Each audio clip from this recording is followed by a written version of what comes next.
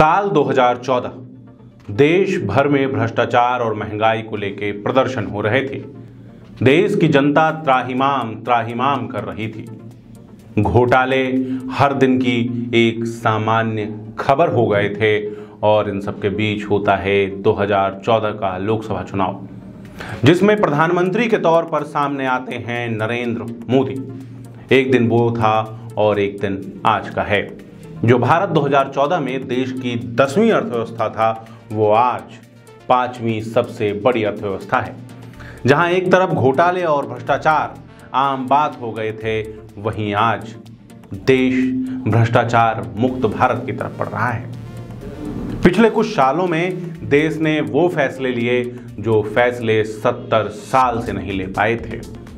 बात राम मंदिर निर्माण की हो या कश्मीर से धारा 370 हटाने की, भारत की अर्थव्यवस्था को सुधारने के लिए जीएसटी लाने की हो या फिर नोटबंदी जैसे कड़े फैसले की, देश की ये सरकार कठिन फैसलों से कभी भी पीछे नहीं मुड़ी है।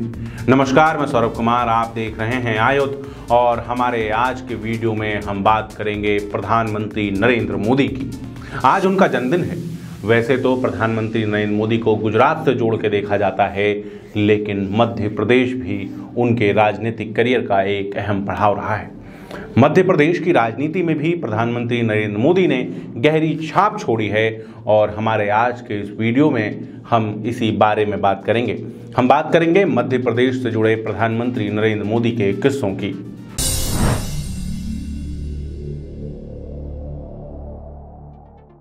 साल था 1993 में दिग्विजय सिंह मध्य प्रदेश में मुख्यमंत्री के तौर पर जीत कर आए थे। खूब सारी सीटें मिली थीं। 5 साल तक दिग्विजय सिंह मध्य प्रदेश के मुख्यमंत्री के तौर पर रहे और लोगों से मिलते जुलते रहे। इन 5 सालों के बाद 1998 में नरेंद्र मोदी को मध्य प्रदेश भाजपा का प्रभारी बनाकर भेजा गया। जिस समय नरेंद्र मोदी यहां पर आए, उस समय भाजपा में संगठन की हालत तो बहुत अच्छी थी। यहां पे कुछ आभाव ठाकरे जैसे लोग थे, लेकिन दिग्विजय सिंह की मैनेजमेंट के सामने कहीं ना कहीं भाजपा कमजोर पड़ती हुई दिख रही थी। दिग्विजय सिंह ने छत्तीसगढ़ को अलग प्रदेश बनाने की घोषणा लगभग तय कर दी थी। कारण था चुनाव जीतना।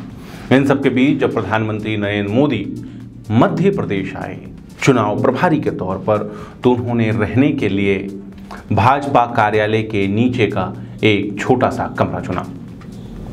इन्हीं कमरे में वो लगातार भाजपा नेताओं की बैठकें लेते, उनसे उनकी स्ट्रेटजी सुनते, वो क्या करने वाले हैं, और उसके बाद अपनी बात कहते।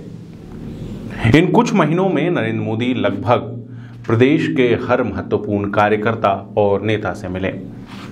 कार्यकर्ताओं से मिलने के लिए कभी भी उनके घर पहुंच जाते, प्रोटोकॉल का पालन नहीं करते और मध्य प्रदेश भाजपा के पुराने नेता बताते हैं कि ये वो समय था जब मध्य प्रदेश भाजपा पहली बार टेक्नोलॉजी की तरफ मुड़ी, जब मध्य प्रदेश भाजपा ने पहली बार योजनाबद्ध तरीके से, स्ट्रेटेजिक तरीके से चुनाव लड़ने की शुरुआत की। 1998 में प्रधानमंत्री मोदी मध्य प्रदेश में कार्यकर्ताओं के लिए एक नया पैटर्न लेकर के आए थे। चुनाव से 4 महीने पहले उन्होंने विजयव्रती एक अभियान की घोषणा की। इस विजयव्रती अभियान में उन्होंने भाजपा के कार्यकर्ताओं को यह शपथ दिलाई कि अब से लेकर चुनाव तक वो अपना पूरा समय संगठन को देंगे। सबको एक एक विधानसभा दी गई और ये तय किया गया कि जब तक हम इस विधानसभा में चुनाव नहीं हो जाते, हम जीत नहीं जाते, तब तक लौट कर वापस नहीं आएंगे। इस दौरान 1998 का चुनाव तो भाजपा हार गई, लेकिन संगठन में जो परिवर्तन हुआ, संगठन की जो शक्ति बढ़ी, यही 2003 में उमा भारती के जीत के लिए नींव का पत्थर साबित हुई। 1998 में जब नरेंद्र मोदी मध्य प्रदेश में थे, उस समय की एक कहानी खूब चटकारे लेकर सुनाए जाते हैं कि कैसे दिग्विजय सिंह के लिए नरेंद्र मोदी की गाड़ी रोक दी गई थी। दरअसल हुआ ये कि नरेंद्र मोदी चुनाव के प्रभारी थे भाजपा के। बहुत जाने पहचाने चेहरे देश के नहीं थे। एक दिन नरेंद्र मोदी अपने दौरे के लिए गाड़ी से जा रहे थे, तभी अचानक एक हवलदार ने उनकी गाड़ी रोक दी। जब कार्यकर्ता बाहर निकलकर पूछे कि क्या हुआ, तो चौकीदार ने बताया कि मुख्यमंत्री का काफिला निकलने वाला है, इसलिए ट्रैफिक यहीं रुका रहेगा। कार्यकर्ता ने कहा, जानते हो अंदर गाड़ी में कौन बैठा है? हवलदार ने कहा चाहे जो कोई भी बैठा हो, लेकिन पहले मुख्यमंत्री का काफिला निकलेगा। उस समय उस कार्यकर्ता ने हवलदार को कहा कि इनके दिन तो बीतने वाले हैं, अगली सरकार हमारी आएगी, तुमसे तब बात करेंगे। खैर, उसके बाद भी मध्य प्रदेश में भाजपा की सरकार तो नहीं आई। उसके लिए 5 साल का इंतजार और करना पड़ा। लेकिन ये कहानी नरेंद्र मोदी के संगठन कौशल को, नरेंद्र मोदी के उन गुणों को बताती है जिसके कारण आज वो भारत के प्रधानमंत्री पद पर बैठे हैं।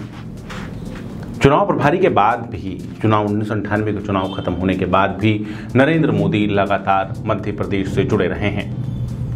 वैसे भी मध्य प्रदेश और गुजरात नर्मदा नदी के कारण, मां नर्मदा के कारण गर्भनाल से जुड़े हुए हैं, दोनों के हित जुड़े हुए हैं। इसके कारण भी लगातार नरेंद्र मोदी मध्य प्रदेश में अपना इंटरेस्ट दिखाते रहे हैं। नरेंद्र मोदी ने अभी जब गौरव दिवस की बात हुई तो इसके लिए भी प्रधानमंत्री नरेंद्र मोदी ने मध्य प्रदेश को चुना। मध्य प्रदेश और प्रधानमंत्री नरेंद्र मोदी का एक गहरा जुड़ाव है। अगर आपको हमारा ये वीडियो अच्छा लगा तो हमारे चैनल को सब्सक्राइब कीजिए। इसके साथ ही आप फेसबुक, ट्विटर और इंस्टाग्राम पर भी हमसे जुड़ सकते हैं। आपका बहुत बहुत धन्यवाद।